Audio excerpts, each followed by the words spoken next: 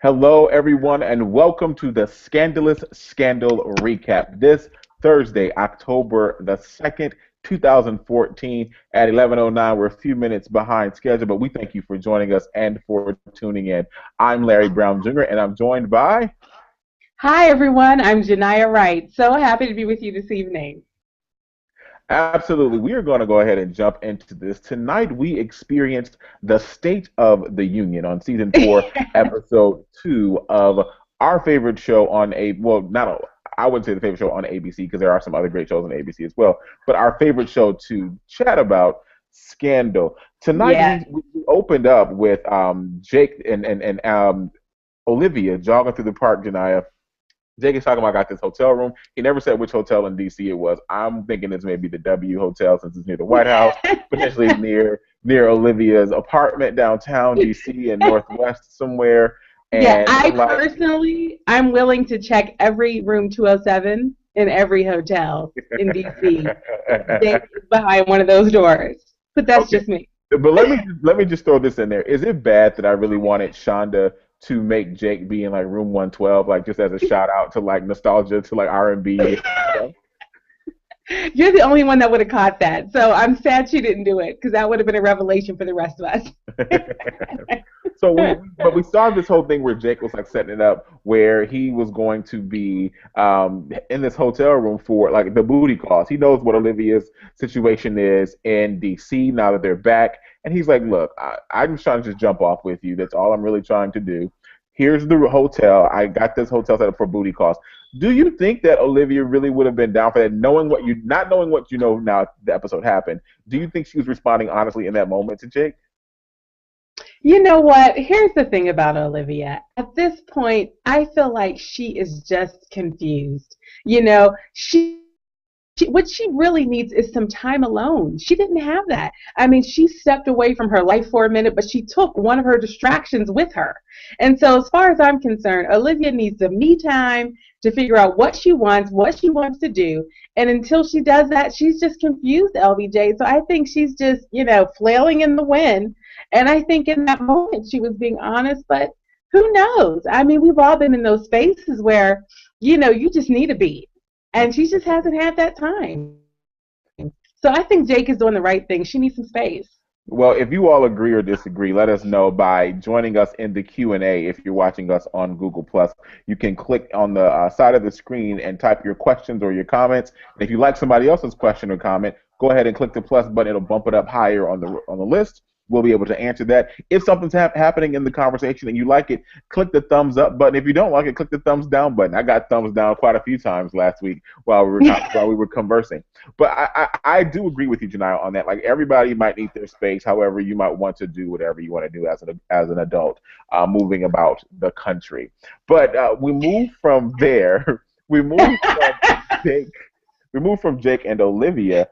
You're right. To the planning, to all of the preparations that are currently, we meet. It's like a late point of attack of us meeting what's going on for the State of the Union address that Fitz is supposed to make in this his second term as president of the United States. And all of a sudden, they're slammed with the drama, not only with the Elliots, but let's just get it out the way. My girl Mellie, my heart bleeds for this woman. Yes. My Let's start with Mellie, please. it's You my know, Go ahead. Go ahead. Yeah, my heart bleeds for Mellie. Off from that episode where the father raped her. And nothing has been the same with me and Mellie on that front. Like my heart has bled for her. I don't know what to do. I don't know what to say. I want to comfort her. I want to console her. Darby Stanfield is going to win an Emmy award for Mellie this season. Like if you're like an Emmy head like that, I think she's going to be a contender for the Emmy award for supporting actress on for network drama. What do you think? Yeah, I mean, she's doing a super great job. She's doing a super great job of playing a woman scorned and a woman who's grieving and a woman whose heart's been broken. I mean, she's doing a great job. My thing with Mellie's character is that, and I'm sure that a lot of what she is feeling is very real and very sincere, but I just can't help but think she's just being a little bit dramatic. I mean, I personally have been through a very serious grieving. But to hear Mellie tell it, losing a child is can't be compared to losing any other loved one. But I'll tell you, there is something that is just in the human spirit that just reminds you that this is the circle of life, and you've lost a loved one, but you have to keep moving. You know, grieving can go on forever. It never really ends. But you have to keep moving. And so for me, I have had just a few little roll my eyes moments where it's like, okay, Mellie, let's really get back with the program. You know, you signed up for all of this. You're a huge piece of why this machine is rolling the way it is. Get with the program. So I don't know. I go back and forth on Mellie. My heart is broken for her for sure. But at the same time, the show really does have to go on.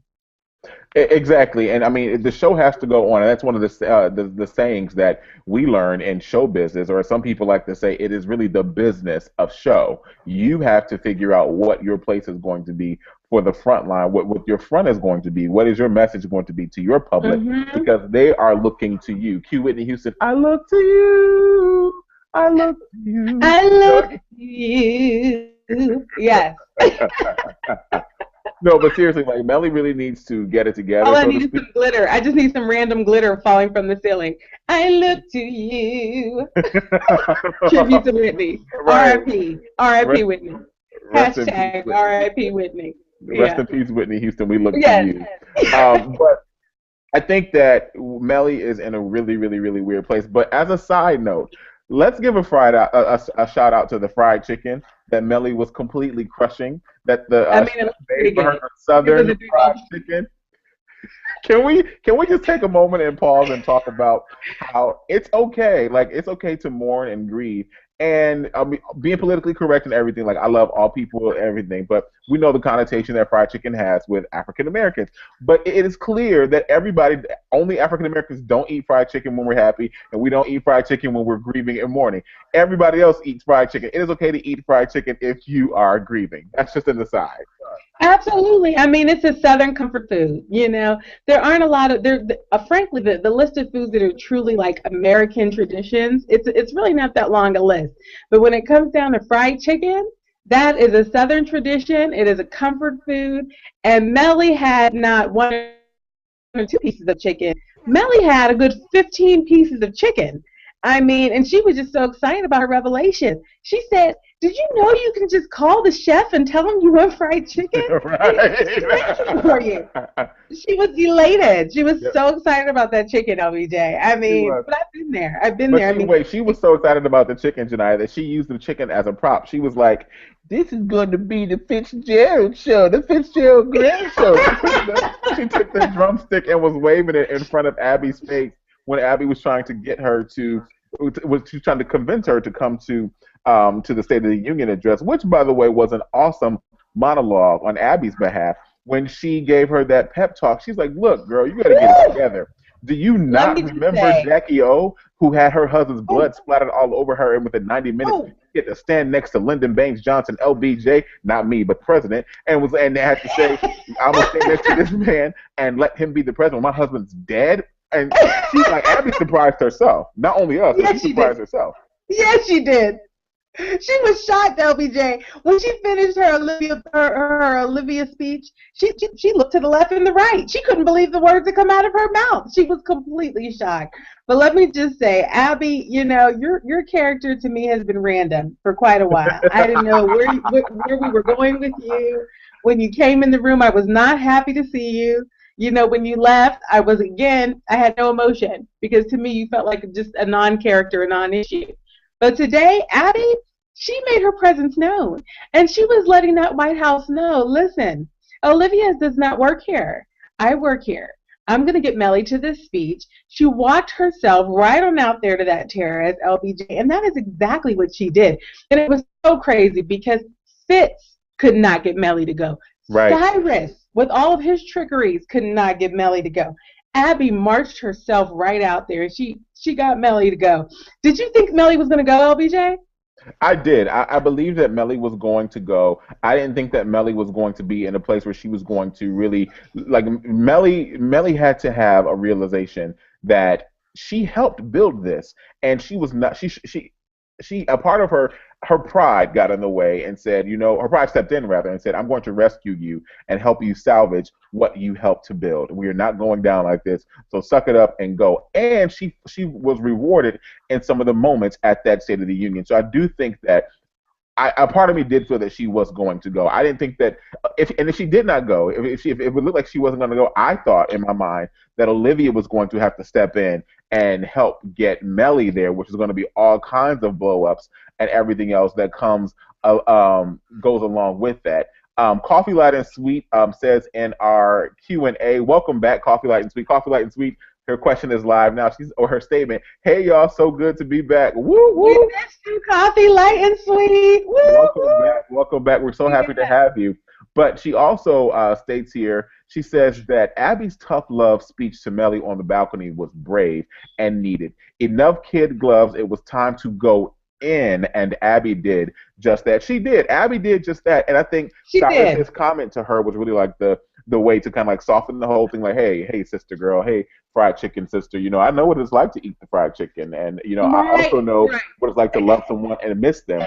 But at some point, you just got to keep on going. I'm here with you. I'm gonna grab this chicken wing and eat this chicken wing, and we're gonna sit here on this terrace and enjoy this thing together. And she's like, wait, aren't you a vegetarian? He was like, hey, if I die from a heart attack from a chicken wing, so be it. You know what I mean? I'll go be next to my boo.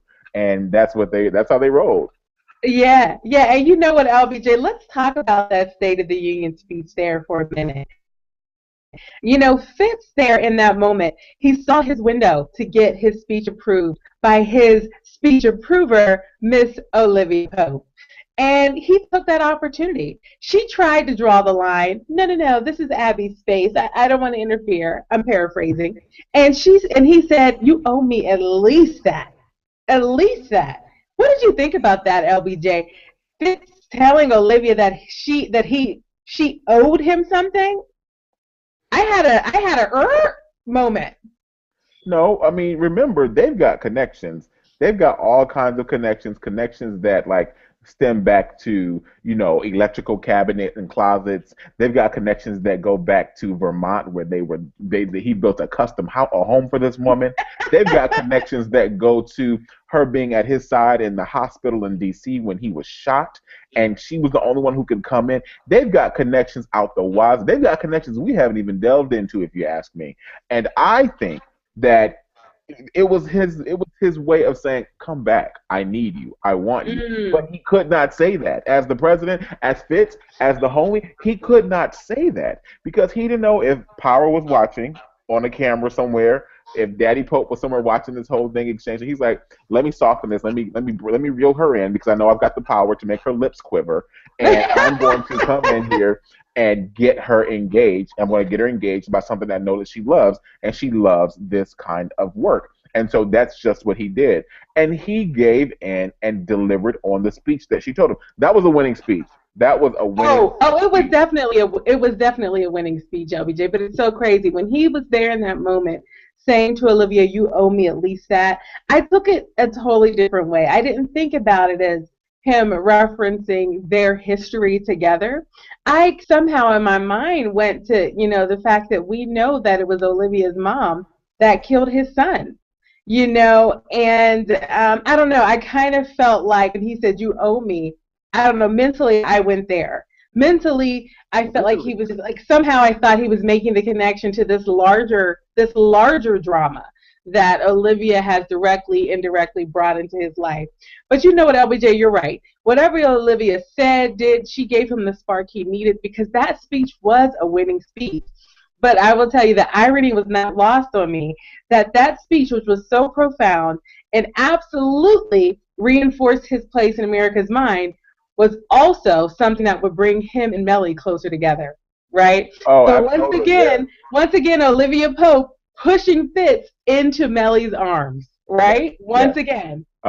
She's good. She's good with that. She pushes him into his arms. But if you ask me, Olivia's clever enough because Olivia knows that if she pushes Mellie into his arms, Fitz is going to get tired of it. Mellie's going to get stale to him, and he knows, and he's going to want to get rid of her, and he's going to be like, Liv, he's going to start fiending. And once he starts fiending for, wait, where's the drum roll? I need the drum roll. And ladies and gentlemen, you know what I'm about to say. Once he starts fiending for the nectar. Then nectar. she gets him. You know that she wanted to he wanted the nectar when they walked and they passed it in the hall. They touched fingers. Come on, that was like the cracking of the top of the bottle of the nectar. Like really, like if I can get you to talk right now while I go grab the bottle of nectar, I will show you. The bottle is full and ready. The bottle is full and ready. Yeah. Okay. Yeah. You know what, LBJ? You're so right. Because you better believe when he said, "Hello, Olivia," when he walked into that room, he did the full man head to toe review of her. I didn't miss that, Fitz. Don't think you slipped that by, America. We saw you. He gave her the full, oh yeah, you're still mine. I'm still right now imprinting on you. Look, up and down. We've all been there. And it ain't comfortable. He did. Wait, Dan Blakemore. Hey, Dan, thanks for joining us tonight. Dan Blakemore's like, the electrical closet, Vermont, picks up church finger and tips out. It's too hot for TV, Dan. It's too hot for TV. I tell you, it's too hot for TV. Yes. Listen, and then you've got, oh gosh, I just lost this comment here. Oh, here's Coffee Light and Sweet. Coffee Light and Sweet is like, not gonna lie, when I saw Mellie back in First Lady mode, red dress and pearls, a little part of me said, yay, go Mellie. Exactly. She pulled it together. She really tried to muster up some kind of something to get herself together to go to this. I mean, she even tried to seek his proof, like, I put on red when I found out that the Elliots were wearing blue, and then she had her pearls on. Now, granted, she had the full-on, like, Florida Evans moment at the end with the punch bowl on Good Times. Like, she's walking back into the residence in the White House, and she's holding it. She's like, she's grabbing her pearls, and she's walking, and there's like, Madam First Lady. He's getting her attention. He's like, are you all right?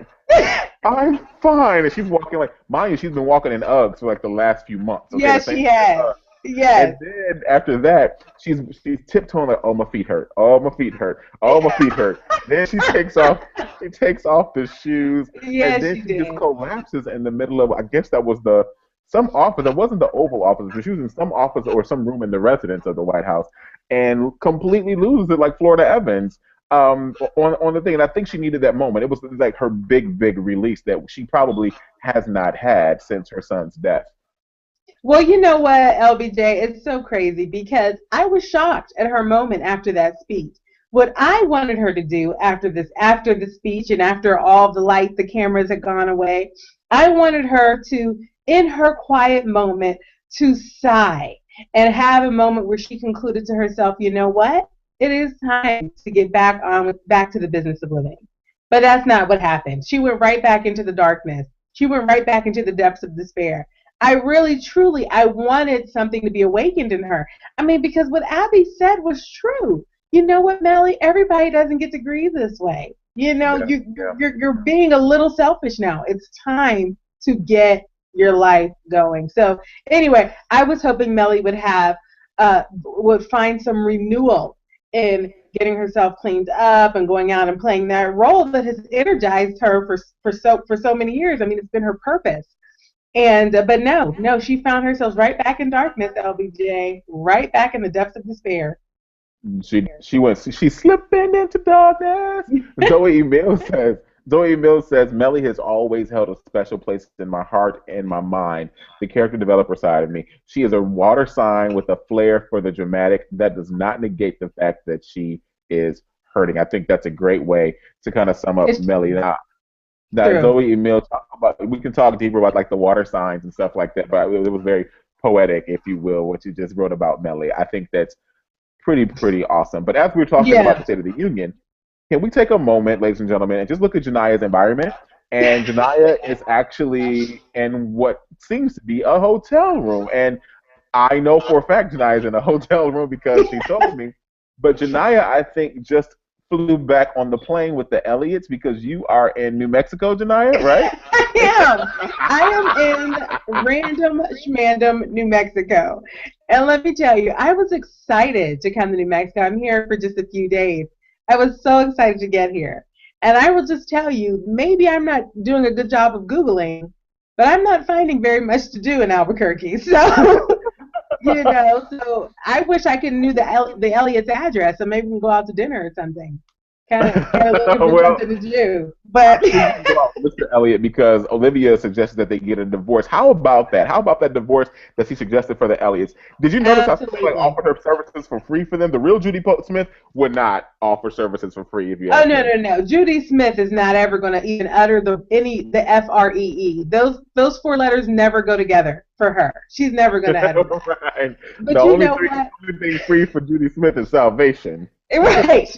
I have to tell you though, LBJ, my here, I'm interested to get your reactions on that, because for me, I okay, Olivia is back. That's fine. But I just felt like so last week, LBJ, we had a juicy case, right? We had, Mhm. a senator whose assistant had, basically almost killed another senator who was trying to like molest her.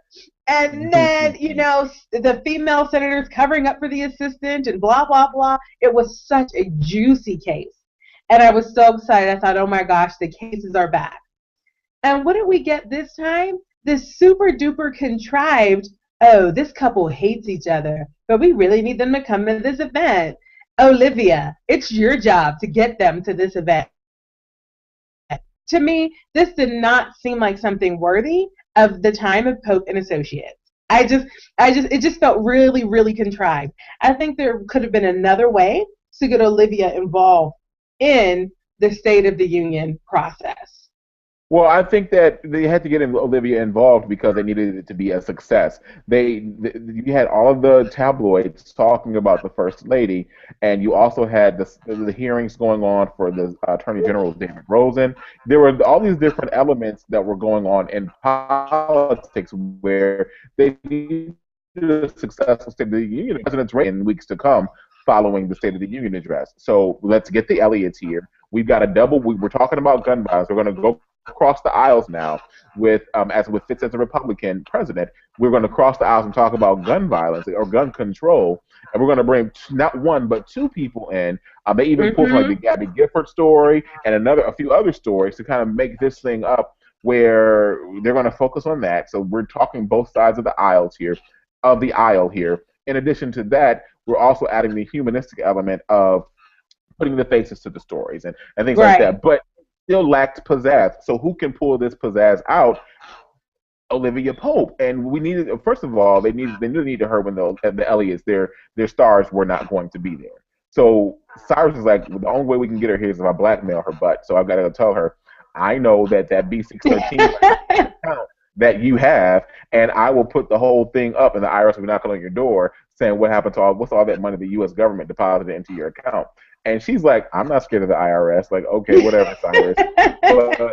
But then that it was calling her a friend. So, that's some kind of sick and twisted friendship. I think that it was necessary to bring Olivia back. I don't know if it was necessarily, I think the State of the Union was a good way to bring her back and not some other like, OMG, we need you right now, get here now. Because I think we need to also see Abby kind of, let her wings spread and fly in this role. Or I should start calling her Gabby, like Fitz did in the hallway. He's so sorry. He's like, yeah, I don't want Gabby listening to my. Yeah. That girl, the woman's name is Abby. I think that You know, we need her you character know what, developed. LBJ? And again, I mean, listen, I have to tell you, tonight's episode, I enjoyed it. There were several moments where I was really, really engaged. But I'm going to tell you, LBJ, it just left me wanting a little. And I would just say, if I feel like if we could have had a more exciting case or some really exciting way to loop Olivia into the State of the Union process, I could have been more energized in watching the show. You know, and you talked about the both sides of the aisle thing. Should we talk right now about Portia de Rossi playing this role of this, Let's go there. Yes. this leader of the Republican Party who is dead Yeah, set? she's like the RNC chairman or the RNC spokeswoman. She's something high up with the RNC. Something high up, and she is dead set on getting Fitz back to the Republican agenda, and she is not playing in any way, shape, or form. She thought she had her hooks into Cyrus. She thought she had her hooks into David Rosen, right? And I don't know. She's everything's not coming up roses for Lizzie right now, you know? What It's did you think not. of Portia de Rossi tonight? First of all, we need to learn her name because we're going to keep calling her Portia de Rossi. Like, first, I know that we're going to keep calling her Portia Lizzie. de It's Rossi. Lizzie. Lizzie, yes, Lizzie. It's So Lizzie. Lizzie, I said, remember Lizzie. last week, Lizzie de Rossi. right? Yeah. Lizzie, right? Yeah. Lizzie de Rossi, right? Lizzie DeGeneres. Yeah. Yeah. We don't care what her character name is. Right. Yeah. But here's the thing. I knew that. Remember last week I said that you because I think you or someone else on the Q&A wanted more of course or of the Lizzie character, and I was like, Yeah. look, we just needed to meet her this episode. We are going to. You don't bring this woman into the show and not and have her just play some role. We remember we compared her to Phoebe Lisa Kudrow and the whole Smelly Cat. Remember we sang Smelly Cat last week. So we compared LBJ, it to that. not only can we not remember that actress's name, we go back and take her character name from another show Right. to reference her. What is her name? I forgot it Phoebe, no, again. it's Lisa Kudrow. Lisa Kudrow. Lisa Kudrow, yes. But essentially, Portia's character, Lizzie, is about the business. And if you ask me, she's trying to dethrone Cyrus, and she is going to step in because she wants Fitz's ear, because she believes that she has the power to influence and persuade the president. Zoe Emile agrees with me before I even said this, and she says, I knew that that was a setup, and 5 other people agree too. I knew that that was a setup for Cyrus. I knew I out the did too. gate it was a setup for Cyrus. Come on, Cyrus is sitting around. First of all, shout out to Cyrus's new hair. Have you all noticed that Cyrus' hair is a little thick right here in I the top? didn't Pay attention. His notice. hair is a little thick. Maybe over the break he got some implants or something, Oh, excuse me. and some hair plugs. He did the Okay. whole Bosley system. I actually looked into it. Some Rogaine. He got some Rogaine, LBJ. Yeah, Hashtag Rogaine he for got some Cyrus. Rogaine, and his hair is a little different. You all help me out if you agree that Cyrus's hair is a little different this season. But I'm gonna Cyrus look. is not the type to be sitting in having like a scotch neat and a guy sits next to him in a bar and just starts talking and then flirts with him out the blue. Like Cyrus really like you're not one of the people who are on the cutting edge of like time. So And not you just know, any guy. This guy is beautiful. I mean, this is like this perfect looking man. He's like what, 6'4", right? He is right. literally built like a model. He is beautiful. He looks like he was chiseled from stone or something. And he's walking over to you, oh schlubabub Cyrus, sitting there looking depressed, sitting there looking stuck on stupid and sad, sipping on some milky alcohol that nobody's ever even heard of. No, no, no. It was absolutely and clearly a setup. And I felt so bad for Cyrus. I'm happy he didn't give it up, though. I mean, that's something. He Oh he yes. he Wait, held I'm glad on. you said Cyrus didn't give it up. Wait. He No, stayed true to James this Cyrus time. almost did. Cyrus almost did. He was just like he kept going and going and going. And homeboy was like, so I'm like what you call what's the political correct term? A sex worker? And no, I'm just like, he's like Cyrus is like, "Huh, well, I'm gonna go and this and the other. And then the guy, sex worker man is like, do you not want it? Do you want it? And then he's like, His name was Michael. His name was Michael, yeah, Michael. Michael Rice. Michael, the sex worker. My shirt's really coming unbuttoned. Wait. He's taking everything down, and he takes his pants down, and Cyrus is like looking Yeah, down. He's taken by yeah. that, and he's like, and then we cut on. I'm like, no, Cyrus, don't fall for the nectar. Don't fall for the man nectar. Don't Don't fall fall for for it. Don't Oh, fall but I'm for glad it. he didn't. He did not give it up. But Lizzie is out for kill. However, she's not Olivia. She's not a gladiator. I shouldn't say Olivia, but she's not a gladiator. David Mm. Rosen still is a gladiator, even though he kind of tried to jump ship and get salty and throw shade, all kinds of shade on Olivia, talking about she's selfish and she just wants to win for herself. I understand David Rosen, but David Rosen is still a gladiator for the fact that he said, "I'm going to go for it," and he pulled those files out like, bam. I have this proof here. You're going to go and support me. I'm going to get into that role. And that's just what he did. He was boss for that. Well, you know what, LBJ? Was he a boss for that? Part of me was like, bravo, David Rosen. You're finally like taking some initiative and getting some courage and showing us all that you do indeed have some spine. But on the other hand, I was like, you know what, David Rosen? You have had these files all of this time. You had them in your hands. You could have done so much. You could have literally changed the world with these files. And the one time you get the courage to use them, it's in your own interest. I don't know. I was a little put off by that. I mean, bravo to him for like having some courage. But it's like, this is the time you pull out the files, David Rosen. And now someone knows that he has, some kind of intel. But this is not. I mean, to me, I feel like he's peeled out a scab, just for no reason. I didn't think this was the moment to pull out the files. Yeah, I don't know. I think that David Rosen, he pulled out that one file. I don't know. I think what he's going to do is try to like piecemeal the whole thing and make it, once he's there, then he's good, and then whatever he's got left, he may try to make something, but he may not be able to make it something because he's going to be at the top, and he's a government employee at this point. I don't know. Anna Hopeful is back. Anna Hopeful going back to Cyrus. Although the program was a little slow, I appreciate them bringing back the weekly story. Cyrus' prostitute storyline was a little predictable, total setup. I agree. It was totally predictable, but I think it also showed it was a.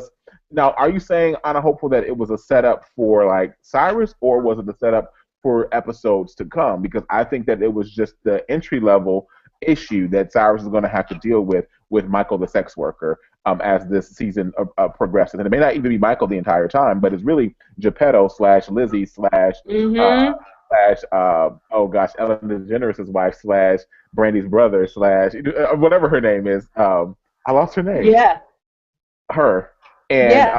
Yeah, Lizzie. What we're gonna see. Lizzie, exactly. And you know what, LBJ? I think we're going to see a lot more from Lizzie. Right now, Lizzie is just kind of lurking in the shadows, coming out to just show us that she has fangs. And all I can do is hope that we see more from her. Because as Anna Hopeful said, this episode was just a little slow.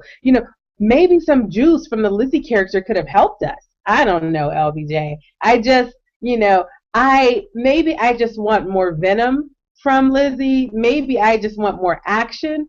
I don't know. We'll see. But so far, she is no Lisa Kudrow in the script as it's been given to her. And I don't think it's not Portia de Rossi's fault. She's playing her character well, but it is just this character so far has not really had an opportunity to wow us.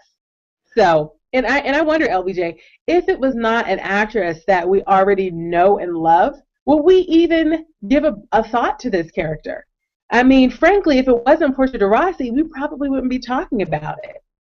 I think that because it's Portia de Rossi, it makes it worth talking about. I mean, let's look at what happened to Sally, the vice president. Like, we called her Sally, the vice president, but because it wasn't like, it wasn't Kathy Bates playing the vice president. It's like, oh, Sally, the vice president. But because it's Portia de Rossi, I think it gave a little more credence, or gives the character more credence. So it's just like, let's watch this one with this hot haircut coming in here, real cold and staunch and like just hard, and try to come in and shut down the shop. That's what I think. I think we're dealing with that. Coffee Light and Sweet, it says, and we're going to take a turn here. Coffee Light and Sweet says, what does she say? Hold on. She says, all right, I'm going to say it. Let's talk about the boots and the trench coat. Walks around the pink elephant in the room. Let me just repeat that and read it just like it's written. One more time. I'm going to say it. The trench coat and the boots. Let's talk about it. Walks around the pink elephant in the room. So, talk about the trench coat and the boots. Should. Let me just say this. I notice a lot when I watch TV. Olivia Pope wears white. She wears these bright colors sometimes, almost to give your mind like this angelic feel when you're watching her move, you're watching her in action, and so on. It was so strategic and perfect that she changed and put on this like dark flannel, like old sofa coat, and walked up in this man's hotel room 207, with this 94 bottle of whatever from the island. And he's like, Boot de Blanc Blanc from the island. Yes, right. What are you talking about? No one knows that one. He's like, you came over here to bring me wine. She was like, it's a 94 bottle of blah, blah, blah, blah from the island. And he's like, oh.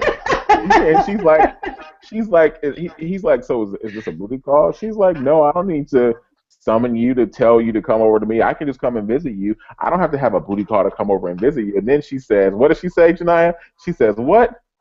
She ripped that jacket off and she said, when I summon you, you need to come. Something along those lines. It was like, no, she was like, when I summon you, she's like, if I summon you, she says, I summon you. And then she goes, phew, come to me. I was like, oh, shoot.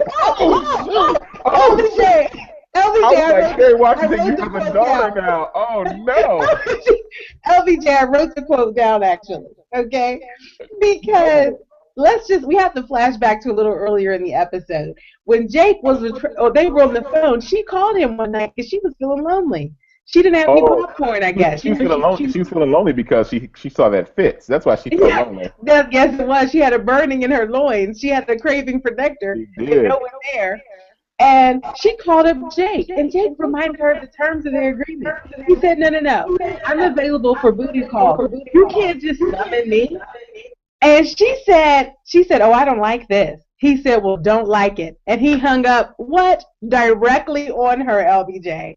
So here we have, Jake has put the power in his hand. He has said, I have set the terms for this relationship. No, you accept the terms or you hit the sticks. And she said, oh, you think you have the power, Jake? I'm going to use this trench coat to show you who really has the power. And she walks in there, LBJ, I'm doing slow motion, but you. And LBJ, when she ripped that coat off, she checked him. She said, no, I'm going to restore this power to its rightful place. And she said, if I want to summon you, I will summon you. Bam! LBJ, and he was summoned. I think we can all agree. Yes. That Jake was summoned in that moment. She was like, and she said, come to me. That come to me was everything, because she ripped it off. But I was like, Olivia Pope is naked under the clothes. She's naked under her clothes. Yeah, she's naked up under her clothes. I was naked like, whoa. Right. And she like literally jumped his bones.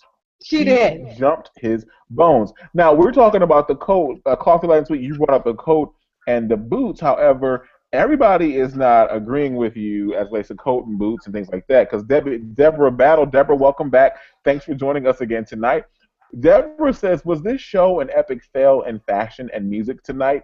I will have to say, as the king of the hashtag Scandal Jam session, that I was a little bit let down that the only music that we really got tonight was at the end of the episode when everybody was jumping off. And we had the song, it was Donna Summer's MacArthur Boulevard. I was like, really? That's what we get tonight? It's MacArthur Park. Yes, MacArthur Park, yes. Yeah. I mean, you're right, LBJ. And you know what, Deborah? You've hit 3 nails directly on the head.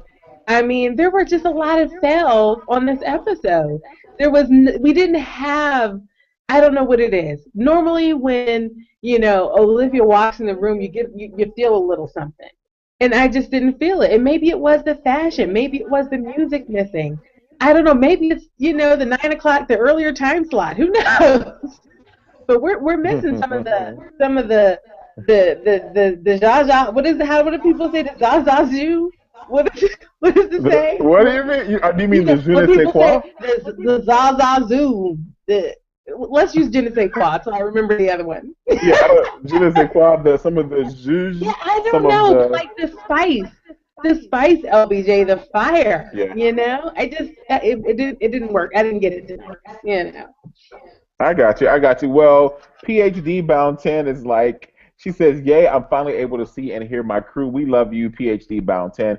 Thank you so much. But she's on Coffee Light and Sweets team, and she's like, yes, boots and coats, swirl, swirl, swirl, swirl, swirl, swirl. We miss you, PhD Bound 10. And you know what? Yes, for that moment, I had a little eyebrow raise. It wasn't both, but just this one went like, oh. So this one didn't get it, but this one got it. But other than that, I mean, I don't know where the sizzle was in this episode. There was one moment, LBJ, we have to talk about where we felt a little. Please say what I think you're going to say. Please say what I think you're going to say. Please say it. Go. And it is involving your favorite character, also known as the weakest link of all of the links, and that is with Quinn and Huck. Okay? Quinn Let the record show Woo! I am no fan of yours. You are absolutely the absolute worst. But there was a little moment there in that bathroom where their faces were pretty close, and I thought he was going to lick her again. Yes, yes. I was totally like I was on the edge of my seat, and I was like, I take notes during the live broadcast, and so I stopped taking notes, and I was like, it's like they keep getting closer and closer Yes, they and closer did. and closer, and I was because that kind of stuff turns them on, like It all that really does. tension and that tension that is like some kind of like for real S&M demented like love fetish stuff, and I mean that's like makeup stuff on a whole new level, and the It way that is. they engage with each other is completely perfect for their characters, and I was just like, we have to address Huck and Quinn this season. We cannot go deep into the season without talking about it. Thank you, Shonda Rhimes, for hearing my plea and addressing Huck and Quinn on the second episode of the show. Something And just fell. listen here, LBJ. Don't get too excited here, okay? Because Quinn, your time is gonna have to run out. Everybody knows that your storyline is just getting just a little bit too boring for all the rest of us. LBJ may be enjoying you, but the vast majority of the world is pretty much tired of you, Quinn, and that includes me. So no, LBJ, don't get too comfortable with her, okay? And the other thing about it is Huck's primary storyline right now that we need to learn about is what happened when he went to see his family.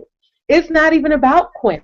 The current dysfunction that we need to explore with Huck is really we need to know what happened, Huck, when you went there and that door opened and that woman that she thought you were dead and gone sees you, looks you in your face, bam, scene ends.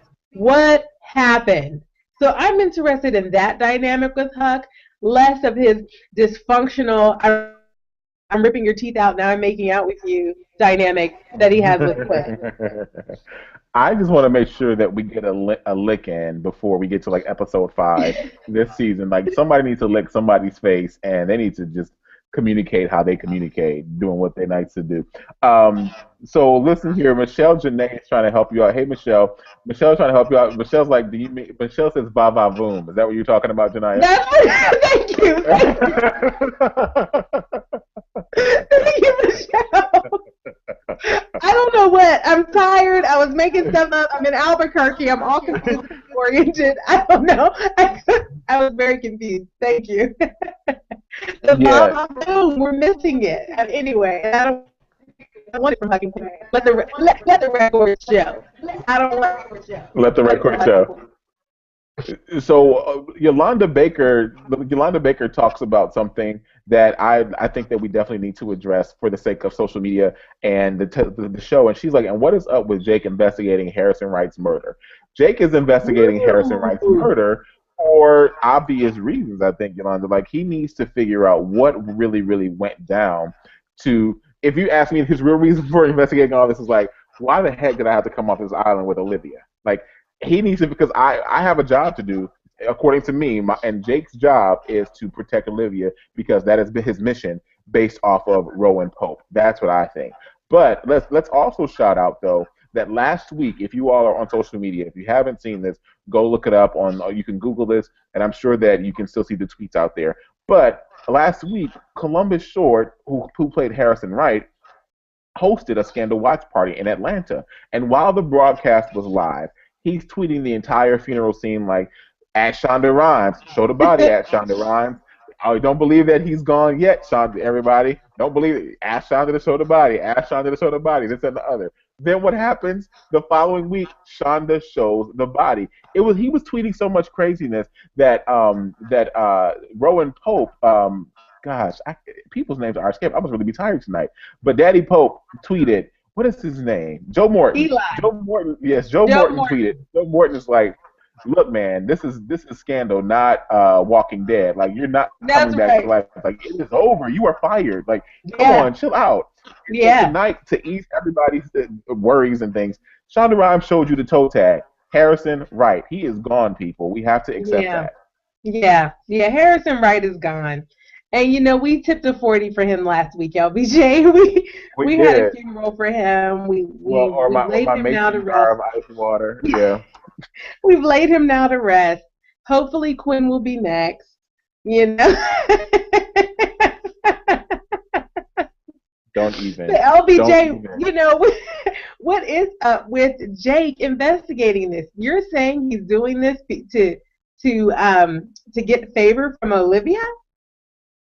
No, no, no, no. I don't. Do I think he's? I don't think he's investigating as a favor for Olivia. I think he's investigating because he's is piquing his curiosity. Someone Hmm. said that. Someone says I don't trust Jake. Remember, this is Madeline Jones. Hey, Madeline, thank you for commenting a lot on the YouTube video tonight while we're broadcasting live. Madeline says I don't trust Jake. Remember, he used to be B6. It's B613. She put B16. He used to be B613. Um, that is run again by Olivia's father. Who knows if it doesn't go back to work for that company? He very well might be still with B6. I think he is in B613. Madeline Jones. That's because her dad, put him up to watching out for Olivia. I think that he needs to be careful with investigating Harrison's murder, though, because we all saw what happened at the end of the second season, where Harrison was in there with Rowan and homeboy that you don't want to be seen with, who killed the president's son, and the gun was pointed at his face. We Right, know that Rowan took Harrison out. right. And you know what? And you know what, LBJ? I have to tell you, I was confused when I saw that Jake was investigating these deaths, these murders. I really couldn't make any sense of it. But if he is doing it as some kind of plot to undermine Eli, then maybe I can understand it. Maybe I can understand it. But I hope that we're not going to be, watching, them find artificial ways to keep Hmm. Jake relevant. I don't want Jake to fade out. I mean, right now, of all the people in Olivia's life, Jake is the best thing for her. I mean, frankly, I hope that we were able to see Jake involved in Olivia's life in a significant way and not included in the show in artificial ways, like, investigating the death of Harrison and whatnot. So Hmm. I don't know. I guess time will tell. Yeah, I think Adnan really is a non-factor at this point. I think people are just still connected to the fact. I mean, are still trying to get over the fact that Columbus isn't on the show anymore, and we have to accept the fact Columbus was fired by ABC and he is not on the show. And if he comes back, it might be in like a flashback episode where we look back over the years to see what happened to Pope and Associates before like the show goes off the air. Like I think it's going to Right. be one of those things. He's not coming back on any kind of like developing storyline. We may hear mentions of Harrison throughout this season, and after that, that's it. Like Shonda Rhimes tweeted that scene broke her up when Yeah. she watched it. Every time she watched it, people accept it. It's over. Like it's Yeah. gonna come back. Yeah. Yeah. It's over. Well, we're almost over, and I think that we need to talk about our takeaways for this episode before we do our round robin of comments in the Q&A Oh, tonight. Any yes. takeaways from you? Oh, you are ready. Look at you, ready. Well, you know what, LBJ? There were a couple of, throughout while watching the episode, I take notes on the really resonant quotes. And I had a couple. One was, it actually was from Cyrus to Mellie when he said, "A broken heart is a broken heart, and to take a measure is cruelty." That Mm, stayed with me, LBJ, and it was just one of those moments of, my gosh, it's so easy to sit back and judge what a person is going through, but at the end of the day, you really, truly, truly do have to understand that what you're going through and what is happening in your context will never be the same as what someone else is going through and what's happening in their context. that's right. And Mellie set the record straight. She said, "Nope, our pain is not the same." And what Cyrus was talking about is that there is something universal in the human experience related to watching a loved one die, and we all just, you know, need to take a mental note about that. It's not just as it relates to death and the loss of a loved one, but there are lots of things that are just common to the human experience, and you have to realize that commonness doesn't mean that we share every bit of everyone's context. You have to really let a person have their journey and figure things out and be respectful of that. So that's my takeaway, LBJ. There was another quote that really, really stayed with me, which was also from Cyrus, where he said to Abby, I'm never concerned that Olivia Pope will fail. I thought that was a good quote too, LBJ. It's just one of these things, it's nice when people have confidence in you. And I, in that moment, thought to myself, is there anyone that feels like they can rely on me that wholly and completely? So anyway, just something for us all to think about. Very good, Janiyah. Very, very good. That was very deep, like Janiyah fix my life or Janiyah help us all out tonight. Yes, That was and very you're good. That's welcome. something good that we could all like sleep on Yeah. tonight. It looks like Albuquerque was good for something for you. You were able to come up with some really, really, really poetic details.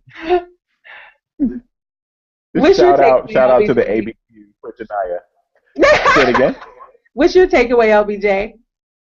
Oh, so here's my takeaway. My takeaway is really based on the moment where Olivia and Fitz had their first interaction one on one in the season. And Olivia had to remind Fitz of one of the key elements in storytelling and messaging and branding and really like in PR.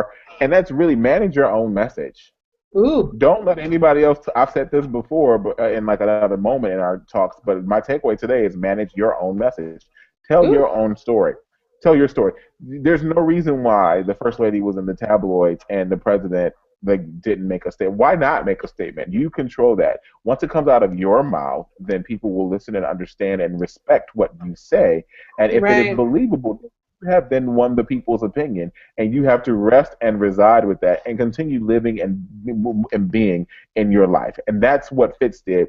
And what happened? The American people were waiting for him to say something. They were not Yep. going to say that because that was a very sensitive subject matter. However, let's not talk about the elephant in the room. Coffee Light and Sweet, you were talking about the elephant in the room with the boots and the coat and come to me. However, the elephant in the room was Mellie walking around in those Uggs that my wife had, same pair that I bought my wife for Christmas last year, and Yeah, eating she chips, probably felt she probably from the smelled like limousine, Yeah. that random box of cereal that she was eating, all this stuff, and people that like the tabloids were watching her. So now, Mr. Yes. President, you must say something. Respect the office of the president. Respect the office of the first lady. But most of all, be a husband. Like America wants to see you be a husband. Cover your Wow. family. Cover your wife. Cover Yeah. the entire thing and tell your story, Mr. President. And that was brilliant. I'm going to go off script right now. Brilliant. Transition the people away so that they can go on this journey with you. I'm going to go off script. I know my staff is running around backstage wondering what I'm about to say. But I need to let you all know that we are, my family's been through a rough time. Boom, he's talking about it.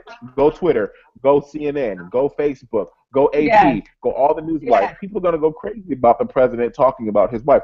Forget the Elliots. We don't care about them anymore. We don't care about that. Mm-mm. We'll talk about gun control at some other point. But Mr. President spoke about his wife who has had an entire smear campaign across the tabloids, laying next to her son's gravesite mourning his death. What they didn't show was the fried chicken. You got to keep that off camera. Fried chicken will forever be off camera for things like that. But I think that is my takeaway. That was Manage your good, own message and LBJ. your own story. Yeah. That's good. That's good. I mean, you've given us all something to think about. You've given us all something to think about. Well, I am so glad that I was able to give you something to think about, and I think some folks in our Q&A have given us something to think about. Let's go with Round our round robin. robin of I love the round Q&A robin. tonight. Yes, wait. Okay, first of all, shout out to Ebony Johnson Cooper who is commenting on the Google Plus event page. Ebony, thank you so much for watching. Welcome back. Ebony was unable to join us last week because of some events for the CBC that was going on in DC last week. But Ebony Johnson Cooper says, wait, Mellie looked at Ginger like Heaux, ho, sat down. That's how she looked at. She said she looked at her on in the episode tonight. Then let's go to Ebony Johnson Cooper. Also, she says, it took me forever to get this download on my iPhone. Thank you for watching on your phone tonight. Then once I got it loaded, I couldn't comment. Listen, I was tired, boss, but I hopped on my laptop to say, hey, y'all, hey. I'm Again, so hey, happy Ebony you Johnson did, Cooper. Thank Ebony. you so much for joining us. Anna Hopeful says, Shania, good for David using the files. Love his integrity, but he is in DC. Finally learned how to play the game. Yes, we Now both. that's true. I It's currently about live in the time. DC area. You lived here before, and you know what the DC area is like when it comes to doing those kinds of jobs, don't you, Janaya? Oh, everybody has an angle. Everybody has an angle, and you're right, Anna. It was about time for David to get it figured out. Play the game, David. Play the game, or you will what? You will lose. Yes, PhD Bound 10 shouts you out again, Janaya. She's like, hashtag Janaya fix my life, smiley face. You are encouraging the people tonight, Janaya. Me and Ebony PhD Johnson Bound 10, Cooper we're said here right always. there. Ebony Johnson Cooper fed your flesh a little bit more. Janaya got deep on us. I said the same thing you all. Janaya got totally deep on those takeaways. I'm telling you, there's something in Albuquerque, New Mexico. Shout out to the ABQ. Seriously. Uh, It's this New Mexico Dan Blake. air. Yeah, Yeah, yeah. it's right. Dan Blakemore says Portia's portrayal leaves me a bit wanting. I don't totally I like agree. by her darkness. Hashtag keep working, girl. Dan, only you would say something like that, and it'd be hilarious in And in it's words. true. Thank you It's so true. much. She needs to keep working. She really does. Yeah, yeah. Yeah, she does. Then Kimmy J. Hey, Kimmy J is here. Kimmy J. Cyrus is going Yay! to have Lizzie and the Gigolo killed. People should know not to mess with him by now. I never thought Ooh, about that. I never thought he about that, might Kimmy. know. Cyrus will have you murdered. I forgot about that. He might know. I didn't even think about that. Cyrus always knows. He Yeah. figures it out. Oh, Yep. wow. Yep. PhD bound Olivia never came over naked with boots on with Fitz. You're right. Jake got something different. Jake told her, remember PhD bound 10, remember last week, Jake told Olivia, he said, you might like him and you might love him, but remember, I can reach you, not touch you. I can reach you in places that he can't. That's what he told her. That's He what he did told her. say Y'all that. remember that? He did say that. But you know what? I think she showed him tonight that she can reach him in places that no other person can. So I don't know. They're Yeah. both reaching. Yeah. Yeah, she jumped up and reached it. That's what she did. wait, Oh wait, gosh. wait. Then did you see then Coffee Light and Sweet, did you see Abby's face when Fitz asked them to leave the room? Abby did not appreciate being put out the No, inner she did circle. not. I see a war brewing between Abby and Liv. She there you're right, Coffee Light and Sweet. There very well might be a war brewing between them. But you know what? Abby tried it before. She tried to be anti-Olivia before. How'd that pan out? Not too swell. Let it go, Abby. Hashtag let it go. Yes, yes, yes. Oh, Ebony Johnson Cooper is loving you tonight, Janiyah. Wait, she said, can we talk about Janiah's face tonight? She is beat. Yes. Are you wearing makeup Oh tonight? no! Is it so obvious that I'm so sleepy now? No, no, no, no, Janiyah. That's a good thing. So beat is a good Oh, thing. Beat means that you know, you've done theater, Janiyah. When you go backstage and you go get the makeup, you're gonna go beat yeah. your face. You're saying that your face is beat. Oh, well, thank you. I'm so lame. Hashtag lameo. Hashtag, we need to get Janiyah on Learn to Urban play. Dictionary, y'all. We need to get her Urban Dictionary. I know. Oh my I God. know the word. Oh, Thank you. here's the last one from Ebony Johnson Cooper. Ebony Johnson Cooper says, Janiyah, can we get a yeah, yeah, yeah. It has to be organic. You know, I gotta be Oh man, wait, here's in something. the Okay. spirit. Wait, maybe this will get you. Here's one.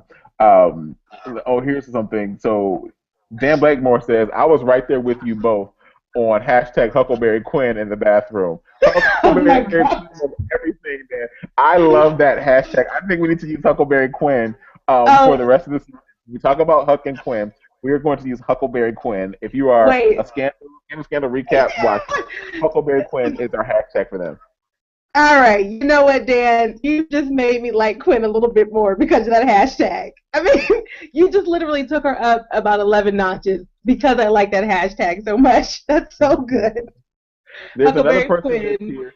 There's another person that's here for the first time. Thank you for joining us. This person's name is Pla Turner or Play Turner, Pla Turner. That's probably a username. Anyway, Pla or Play Turner says, I disagree. I like the Quinn character. That's all you need to say. Oh, Thank you, Pla Turner. I love you for liking the Quinn character. Hashtag Huckleberry Quinn. on, LBJ, you're way off. Both of you. Strike one, strike two. But we can talk about it later. Oh man, okay. And finally, Janaya, this last one goes to you from PhD Bound 10. PhD Bound 10 says, "Preach, Janaya. Quinn's time is winding down." She said, "Preach, Janaya." Yeah. Yeah.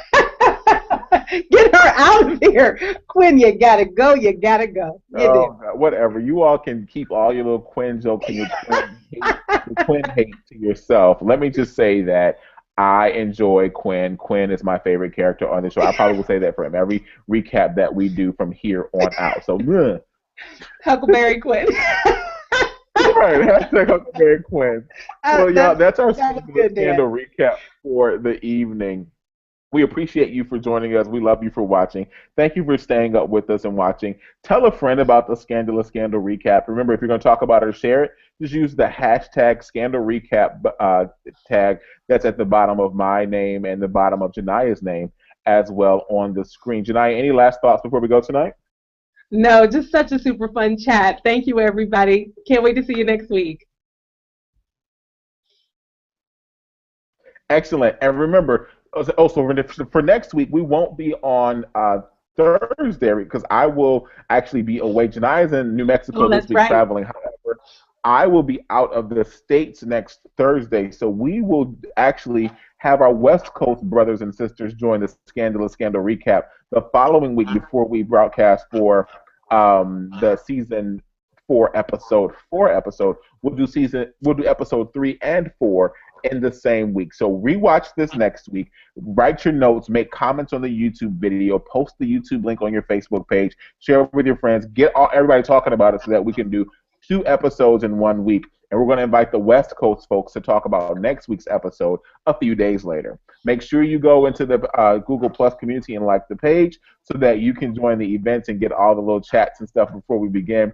Before we go, you can always follow Janaya on her Twitter account. We are encouraging Janaya to tweet more, so please tweet her at the name at the Janaya Wright. And you can always tweet or follow me at Larry Brown. For watching. We will see you next time. Have a good night. Bye.